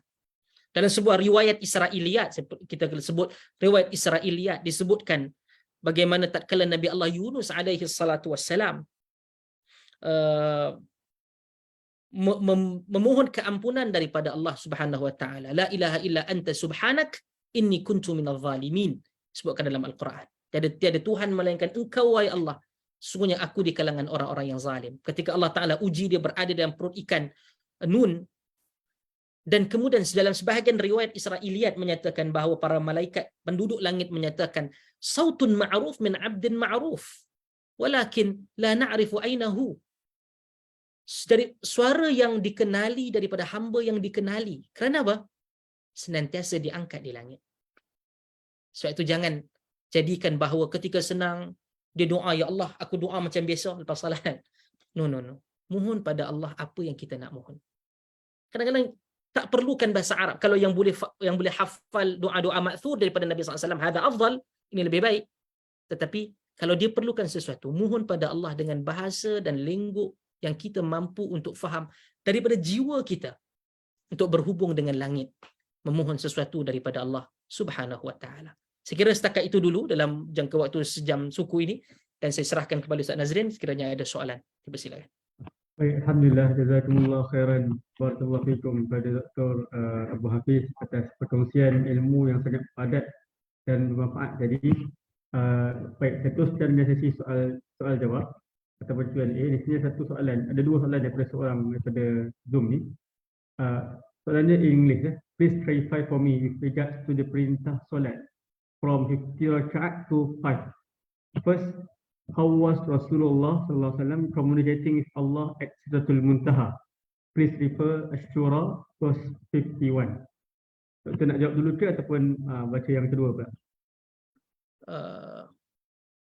Ya, ada dua soalan untuk penanya ni. Boleh ulang lagi, tak berapa jelas tadi. Okey, soalan pertama dia, how was Rasulullah SAW communicating with Allah at Sidratul Muntaha? Please refer surah Ash-Shura 51. Ayatnya yang mana Allah sebut wa ma kana li basharin ay yukallimahu Allah illa wahyan aw min wara'i hijab aw yursila rasula fayuhya bi idnihi ma yasha innahu aliyyun hakim. Baik, soalan yang kedua daripada penanya yang sama. Did Musa alaihissalam really advise Rasulullah sallallahu alaihi wasallam that 50 rakaat will be a burden to Muslims? Please refer Al-Baqarah 286, Al-Mu'minun 62, At-Talaq 7, to name a few, a lot more on this burden issue. Okay, dan dia tambah di ujung tu, this 50 reduction to 5 has been in my head since I started reading the Quran in 2013. Spoke with Ustaz and all of them asked me to not question it. And one of them told me that I would be a murtad if I questioned that hadith. So please help. Thank you. Okay. I would like to respond on the second question. And first, we shouldn't stop any inquiry or question to be asked. Okay? And sometimes for the ustaz or the preachers, the easiest way to run away from the questions, from what they do not know, is to stop or to avoid any questions. And you are not being a murtad person if you ask something which is you want to know about it, and it returns to you, it refers to you what was the real intention in asking that particular question. Ini kadang-kadang masalah yang berlaku di kalangan para penceramah dan para ustaz.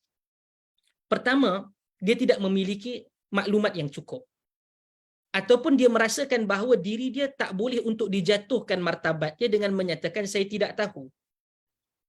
Alright? Maka apabila apabila kita dipertanyakan bahawa adakah memang Nabi Musa alaihi salatu wassalam memberikan advice untuk mengurangkannya, Al-Quran kadang-kadang memberikan ayat ataupun memberikan isyarat kepada sesuatu isu secara umum.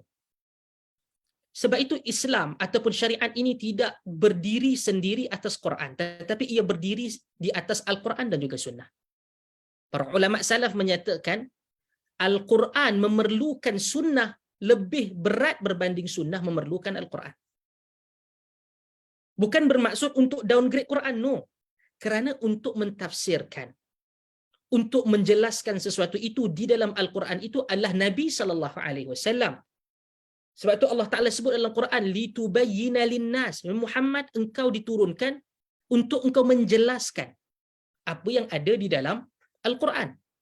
Maka dalam hadis seperti yang saya sebutkan tadi, riwayat yang dibawa oleh Al-Imam Muslim, juga dibawa oleh Al-Imam Bukhari, menunjukkan benar-benar fafarada, saya sebutkan hadis tersebut, fafarada alayya 50 salatan fi kulli yawmin wa laylatin. Kata Nabi SAW, hadisnya sahih. Dan aku difardukan untuk menunaikan salat dalam sehari semalam 50 waktu. Fanazaltu ila Musa, dan aku turun dan bertemu dengan Musa. Baik, faqala, dan kata Musa, ma farada rabbuka ala ummatik. Bermaksud Musa dah ada pengalaman begitu. Macam mana ada pengalaman? Wallahu alam. Quran dan hadis tidak menjelaskannya secara detail. Okey. Qultu 50 salatan, dan Nabi SAW kata, aku jawab kepada Musa ada 50 waktu salat. Qala irji' ila rabbika fas'alhu takhfif, and go back to your Lord and ask him for reduction. Alright? And this is the advice came from Musa alaihi salatu wassalam, to ask from Allah subhanahu wa ta'ala reduction from 50 times of salah. فَإِنَّ أُمَّتَكَ لَا يُطِيقُونَ ذَلِكَ, because your nation, your ummah, will not have the ability to perform the 50 times of salah. فَإِنَّ قَدْ بَلَوْتُ بَنِي إِسْرَائِيلَ وَخَبَرْتُهُمْ, kerana aku telah, kata dia, I have faced this kind of situation with the Bani Israel. قَالَ فَرَجَعْتُ إِلَى رَبِّي فَقُلْتُ يَا رَبِّ خفف على أمتي فحط عني 5 فرجعت إلى موسى. Dan kemudian Nabi patah balik dan jumpa dengan Allah Subhanahu wa taala dan meminta dan mohon kepada Allah takhfif itu tadi, reduction itu tadi, kalau bahasa moden kata discount itu tadi, maka diberikan. Memang benar Nabi Musa alaihi salatu wassalam, Nabi Musa memberikan advice tersebut, dan Nabi SAW kembali kepada Allah dan meminta reduction itu, meminta pengurangan tersebut. Berbalik kepada soalan yang pertama, whether Allah Subhanahu wa taala met with the Prophet sallallahu alaihi wasallam, and what was the method of communication between both Allah Subhanahu wa taala and the Prophet sallallahu alaihi wasallam. All right. This is a very, for some people, of some scholars, is a very philosophical one. Whether Allah Subhanahu wa taala, the Prophet sallallahu alaihi wasallam met with Allah Subhanahu wa taala by his own physical feature, or by its own soul or ruh only. Tapi sama ada baginda Nabi SAW jumpa dengan Allah secara fizikal ataupun dengan ruh sahaja, ataupun kedua-duanya. Wallahu a'lam. Memang ada perbezaan pandangan di kalangan para ulama.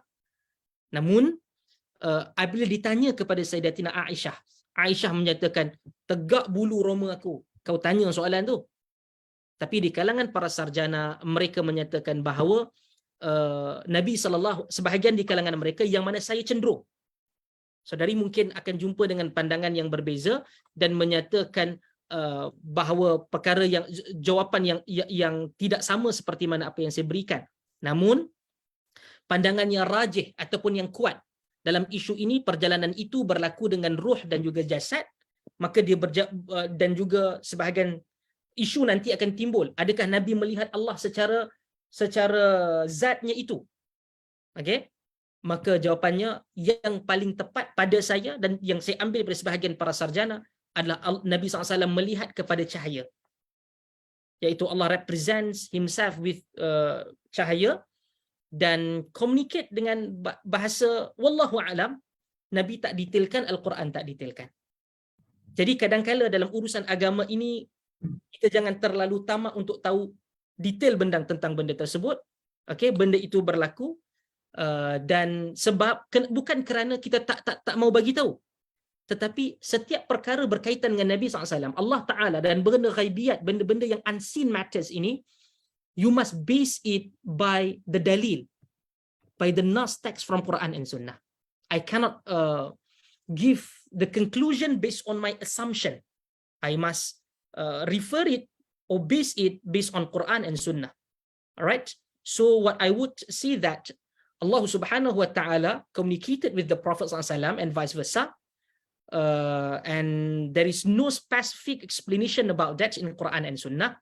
You will have it, you will find it for some discussion about it, but is there any explicit indication in Quran and Sunnah? For my part, I would say there is no clear and explicit indication for that. Okay? Okey, jazakumullah khairan Doktor. Soalan seterusnya daripada seorang audien di Facebook. Mhm. Sebelum Isra Mi'raj, adakah sudah wujud solat? Dan macam mana cara solatnya sebelum Isra Mi'raj? Terima kasih Doktor. Baik. Pertama, sebelum daripada Nabi SAW menerima wahyu sekalipun, ada beberapa ibadah yang digunakan melalui tata cara uh, Nabi Allah Ibrahim alaihi salatu wassalam. Sekejap, saya ada beberapa reference. Baik. Dan beberapa ibadah itu sebahagiannya diambil daripada syariat Nabi Allah Ibrahim alaihi salatu wassalam. Baik. Ada indikasi sebahagian dalam riwayat menunjukkan ia seakan seperti mana salat selepas daripada Isra dan Mi'raj, ataupun ia dipanggil sebagai ibadah. Baik. Dan salat daripada segi lughahnya adalah merujuk kepada doa, dan doa itu adalah ibadah. Alright? Dan tidak ada nas yang jelas menunjukkan bagaimana ia dilakukan, kerana ia terhenti dengan wujudnya syariat-syariat yang baru. Walaupun Nabi SAW melakukannya, Nabi tak pernah ajar selepas daripada ada syariat yang baru, ada ibadah yang telah pun disyariat kepada baginda Nabi SAW, Nabi tak pernah kata dan Nabi tak pernah ajar, oh yang macam inilah dilakukan dahulu ketika aku di Gua Hira dan sebagainya. Tidak ada. Sebab itu ketika Umar cuba untuk buka dan bincang ketika itu Bible ataupun Injil, Nabi SAW menegurnya. Kita tidak cukup maklumat sama ada ianya dilakukan persis seperti salat sekarang ataupun selepas Isra dan Mi'raj, namun ada indikasi menunjukkan wujudnya ibadah-ibadah yang menuruti kaedah Nabi Allah Ibrahim, syariat Nabi Allah Ibrahim alaihi salatu wassalam. Sekira itu jawapan saya. Baik, jazakumullah khairan Doktor. Soalan terakhir saya kira daripada Zoom ni. Cuma soalan ni digabungkan menjadi apa? 3 soalan digabungkan menjadi satu. Salam Doktor, berapa ramai yang menyanut Islam semasa di Mekah? Kemudian ayat terakhir yang diwahyukan kepada Rasulullah. Kemudian berapa ramai yang masuk Islam semasa di Taif? Baik. Pertama, 3 soalan tu digabungkan kepada satu. Soalan yang pertama, berapa ramai yang masuk Islam ketika berada di Mekah? Mekah. Okey. Ya, betul. Baik. Sebenarnya Arab ni kalau kita belajar, dia tidak mempunyai satu sistem dalam pengiraan. Sebab tu Nabi SAW kata, nahnu qaumun la naktub wa la nahsub, kan? Bahawa kami ini adalah satu kaum yang tidak menulis dan juga tidak mengira. Bermaksud ia bukan maksudnya tak mengira langsung, tidak menulis langsung, kerana ada di kalangan para sahabat merekodkan Nabi SAW berkata begitu dan begini. Tapi ia bukan menjadi benda yang benar-benar satu amalan biasa dalam masyarakat Arab ketika itu. Satu. Maka ada ataupun tidak rekod berapa yang masuk Islam ketika di Mekah, setakat pengetahuan saya tidak ada. Yang ada adalah ketika mana gambaran Nabi SAW berada di Arafah. Di Arafah, ketika itu datang umat Islam daripada segala penjuru negara Arab dan berkumpul di Arafah. Dan sebahagian riwayat sahabat menyatakan sepanjang mata memandang, dan ia telah pun dibuat konklusi oleh sebahagian sejarawan ulama Islam. Yang terakhir, yang ini bukan di Mekah, saya tak menjawab soalan tu, menuju kepada yang hujung sekali, sahabah yang ada di pada tahun yang ke-10 Hijrah, Nabi buat haji perpisahan, di Arafah itu berkumpul para sahabah dalam satu masa paling ramai antara 100 ke 120 ribu orang. 100 ke 120 ribu orang. Bermaksud di Mekah ketika itu sudah tentu lebih jauh rendah berbanding dengan jumlah ini. Namun saya tidak boleh untuk menentukan bahawa ia mungkin 10,000 ke 50,000, wallahu alam, tidak tahu. Kerana Arab dengan nombor ni ketika itu, tarikh dengan tahun dengan numbering ini, dia tak begitu familiar ataupun tak begitu detail terhadap hal tersebut. Baik. Soalan yang kedua berkaitan dengan ayat terakhir. Ayat terakhir diwahyukan kepada Rasulullah. Okey. Di sana ada berbeza pandangan di kalangan para ulama tafsir, antaranya Imam Tabari dan mufassir-mufassir yang awal. Yang antara yang masyhur menyatakan pada ayat dalam suratul Maidah, al-yauma akmaltu lakum dinakum wa atmamtu alaikum ni'mati wa raditu lakumul Islam madina. Pandangan yang rajih ini boleh dikatakan pandangan apabila dibanding bezakan, yang paling tepat itu boleh dikatakan bahawa itu adalah ayat yang terakhir merujuk kepada ayat terakhir hukum. Ayat terakhir hukum. Okey? Kerana ia al-yauma akmaltu lakum dinakum ini merujuk kepada ataupun diturunkan ketika Nabi SAW berwukuf di Arafah. Wukuf di Arafah. Okey? Nabi wukuf di Arafah pada tahun ke-10 Hijrah, Zulhijjah. Nabi SAW wafat pada bulan Rabi'ul Awal tahun ke-11 Hijrah. Zulhijjah, Dzulqa'dah, kemudian Muharram, Safar, Rabiul Awal. Ada 4 bulan, 3 ke 4 bulan selepas daripada itu. 3 ke 4 bulan selepas daripada itu. Masih lagi berjalan wahyu.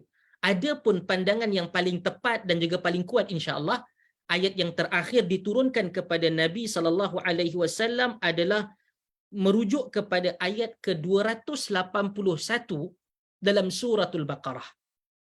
Ayat yang ke-281 suratul Baqarah, wattaqu yawman turja'una fihi ila Allah thumma tuwaffa kullu nafsin ma kasabat wa hum la yuzlamun.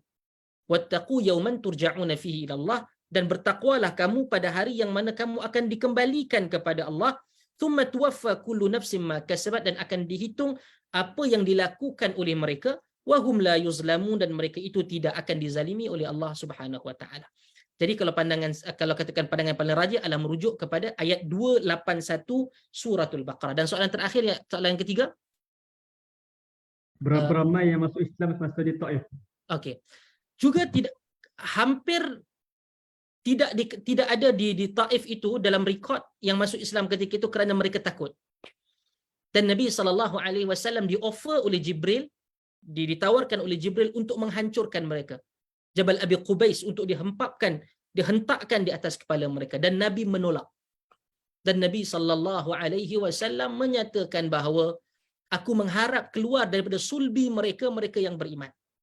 Dan ternyata tatkala berlakunya kewafatan Nabi SAW dan banyak tempat menjadi murtad disebabkan kewafatan Nabi, Allah muliakan Taif ketika itu. Mereka tidak keluar, tidak berlaku isu murtad itu di Taif disebabkan keberkatan doa Nabi SAW kepada mereka. Ada kelebihan khusus Nabi berlaku selepas daripada itu, namun tidak ada rekod yang jelas. Namun saya lebih cenderung kata tidak ada rekod yang mereka masuk Islam yang rasmi ataupun yang sarih ataupun yang sahih daripada itu. Wallahu taala alam. Terima kasih Ustaz Azim. Baik, alhamdulillah, jazakumullah khairan Dr. Bahwiz.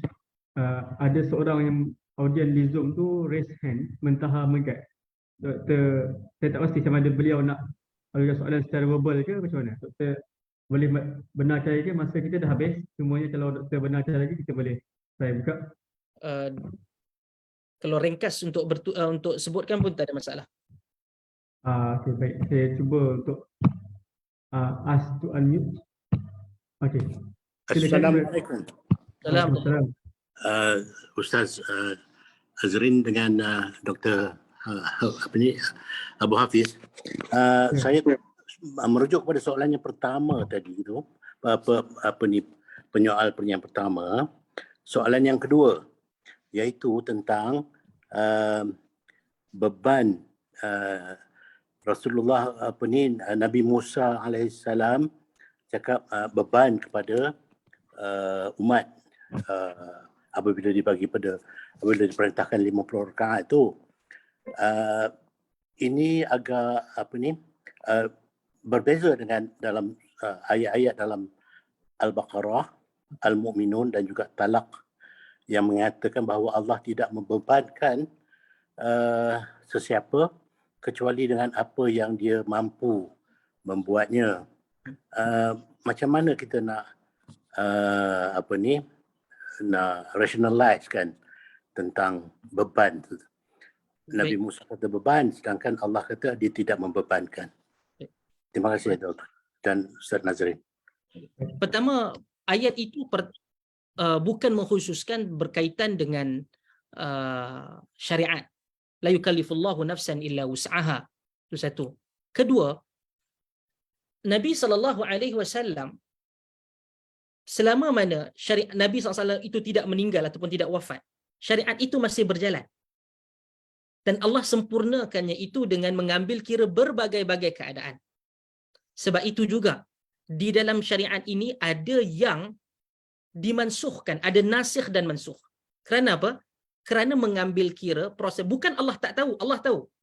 Tetapi manusia itu memerlukan, ataupun makhluk Allah Ta'ala ini memerlukan waktu untuk memahaminya, untuk familiar with it.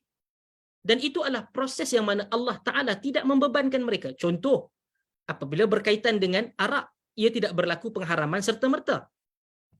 Okey? Tidak berlaku pengharaman serta-merta. Itu adalah prosesnya. Selama mana syariat berjalan, maka proses untuk menimbang di sisi Allah Ta'ala, dengan Allah mengetahui keseluruhan keadaan. Okey? Itulah keadaan yang menggambarkan rahmat Allah. Allah tidak memberikan bebanan, melainkan Allah tidak melainkan mereka mampu. Dan itulah kerana nanti Allah mengetahui, dan proses itu menunjukkan bagaimana Nabi SAW mempelajari pengalaman Nabi Musa alaihi salam dan kembali kepada Allah. Kalau Allah Ta'ala merasakan bahawa itu tidak membebankan, Allah tak akan bagi diskaun. Allah tak akan bagi reduction. Kerana Allah meraihkan tabiat itu tadi, manusia itu tadi. Apabila dia berjumpa dengan Nabi Musa menyatakan bahawa dan dalam banyak keadaan, dalam hadis-hadis, Nabi akan kata, rahimallahu Musa, moga Allah rahmati Musa. Kenapa? Perangai Bani Israel dan apa yang Nabi bakal hadapi dalam umatnya itu lebih kurang sama.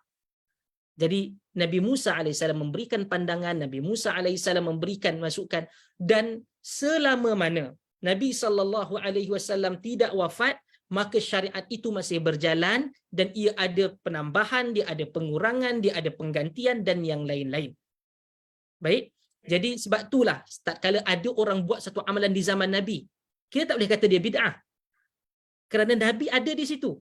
Untuk Nabi kata benda ini betul, ataupun Nabi kata benda ini salah, ataupun Nabi diam menggambarkan ia betul. Maka tatkala Nabi SAW wafat sahaja, maka untuk menyatakan bahawa ada lagi ruang dibenarkan, kononnya ia mungkin sunnah, tidak. Kerana Nabi telah wafat, maka syariat pun telah terhenti.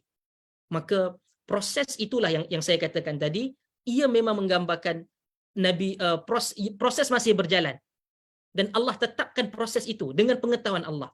Untuk akhirnya ia memberikan kemudahan dan juga mengambil kira bebanan-bebanan yang tak mungkin mampu untuk dilakukan oleh umat Nabi Muhammad SAW dalam merujuk kepada 50 rakaat ataupun 50 waktu tersebut. Wallahu a'lam. Baik, alhamdulillah, jazakumullah khairan, barakallahu fikum kepada Fadil Dr. Abu Hafiz bin Salahuddin atas perkongsian ilmu dan pencerahan atas segala persoalan yang diajukan dalam sesi ini.